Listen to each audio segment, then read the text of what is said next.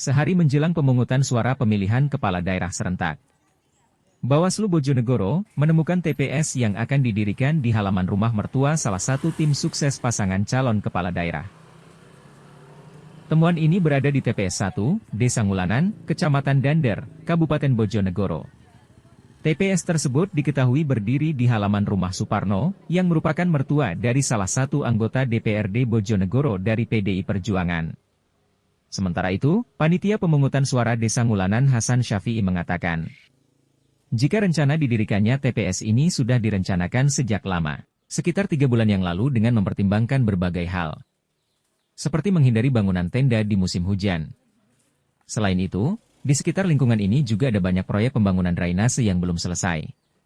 Menurut Hasan, dirinya mengaku tidak mengetahui jika pemilik rumah yang halamannya dijadikan TPS merupakan mertua tim sukses paslon, yang juga berdampingan dengan rumah anak mantunya tersebut.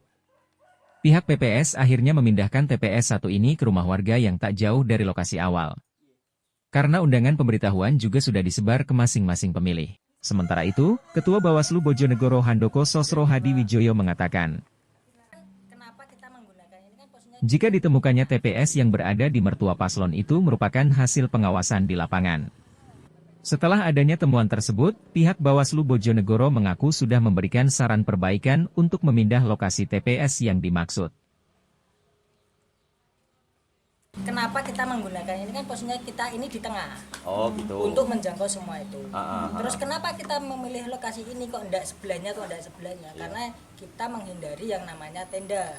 Bila mana tenda itu berpotensi nanti jika terjadi hujan, karena sekarang juga sudah musim hujan, itu bisa mengacaukan semua. Kita pakai kertas, kita pakai apa, kena air otomatis rusak. Gitu ya. Kita menjaga itu, safety-nya itu yang kita jaga.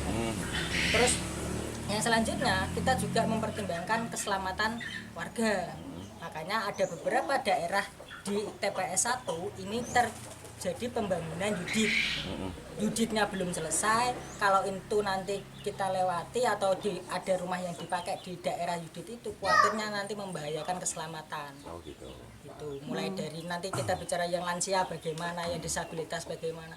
Ini menjadi poin semuanya. Mas, tapi terkait tadi tenda, bukannya ada anggaran Mas ya untuk pendirian seperti itu Mas dari KPU sendiri? Yang jelas kita dihimbau, kita belajar dari pemilu 2024 itu dilarang atau menghindari tenda. Oh gitu. Karena dengan apapun itu nanti kalau hujan dan lain-lain. Jadi kita menghindari, kalau ada yang tidak usah pakai tenda, kenapa kita harus pakai tenda? Oh iya. Tapi tahu Mas ya tempat ini milik salah satu anggota parpol? Kalau tahu tidak. Oh tidak tahu ya. Dari awal lokasi ini bukan milik anggota parpol. Ini rumahnya Bapak Suparno.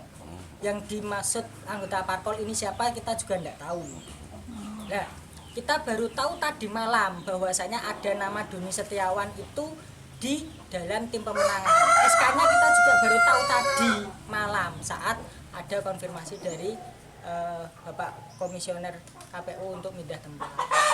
Jadi ini kita baru tahu. Lah, lokasi ini sudah kita tentukan 3 bulan yang lalu di internal PPS dan kita sudah laporkan ke PPK bahkan ke KPU.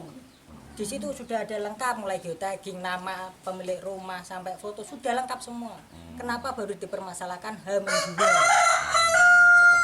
Jadi KPU sudah tahu sejak lama Mas ya? Ini sudah Kalau KPU sudah tahu sejak lama atau enggak itu bukan ranah saya untuk menjawab.